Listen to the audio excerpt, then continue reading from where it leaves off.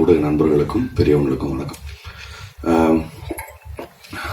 இதுக்கு முன்னாடி பேசினவங்க டைரக்டர்ஸ் எல்லாருமே படத்தை பார்த்துட்டாங்க. அதனால அவங்களால படம் குறித்து தெளிவாக பேச முடிஞ்சு. என்னால் படம் பார்க்க முடியல. அதனால படம் குறித்து பேசாமல் இந்த படத்தில் சம்மந்தப்பட்ட ஒரு சில நண்பர்கள் இருக்காங்க, அவங்கள பற்றி நான் பேசணும். முதல்ல ஜேபி சார் பற்றி பேசணும். 2014-15 நான் ஒரு படம் டைரக்ட் பண்ணியிருந்தேன் ஃபெஸ்டிவல்ஸ்க்காக. அந்த படம் வந்து பெங்களூரு ஃபிலிம் ஃபெஸ்டிவலில் ஸ்க்ரீன் ஆயிருந்தது காம்படிட்டிவ் செக்ஷனில்.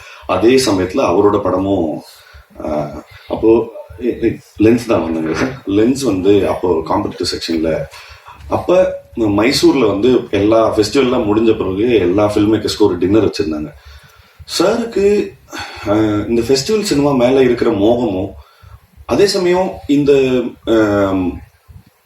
ஃபெஸ்டிவல் சினிமாவும் கமர்ஷியல் சினிமாவும் ஏன் வந்து இவ்வளோ பெரிய இடைவெளி இருக்கு, இதுல பிளெண்ட் இல்லைங்கிறதுக்கான அதீத கோபமும், அவர் கமர்ஷியல் கன்ஸ்டன்ஸுக்கு அடங்காத ஒரு மனுஷன் அப்படிங்கிறதுக்கு வந்து அவரோட ஃபில்மோகிராஃபி வந்து பெரிய ப்ரூஃப் தான்.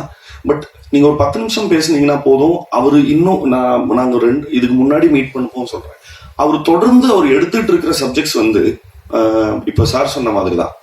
இல்ல நான் வந்து இங்க வேற ஒரு நோக்கத்துக்காக இங்க வந்திருக்கேன் அப்படிங்கிறதுக்காக அதோட தன்னுடைய கொள்கையில வந்து அதீத பிடிப்போட இருக்கிறாரு. அது தொடர்ந்து நிச்சயமா அதுக்கான ஆதரவு நம்ம கொடுக்க வேண்டியது நம்மளுடைய கடமைங்கிறது நான் இந்த இடத்துல பதிவு பண்ணணும்னு நினைக்கிறேன். ஏன்னா ரொம்ப ரேர் இப்படியான ஒரு ஃபில்ம் மேக்கரை நம்ம ஊர்ல கண்டெடுக்கிறது. ஸோ வாழ்த்துக்கள் சார் உங்களுக்கு. முதல்ல இந்த வீடியோ உங்களுக்கு பிடிச்சிருந்தா லைக் பண்ணுங்க, ஷேர் பண்ணுங்க, கமெண்ட் பண்ணுங்க, சப்ஸ்கிரைப் பண்ணுங்க, மறக்காம பெல் ஐகானை கிளிக் பண்ணுங்க.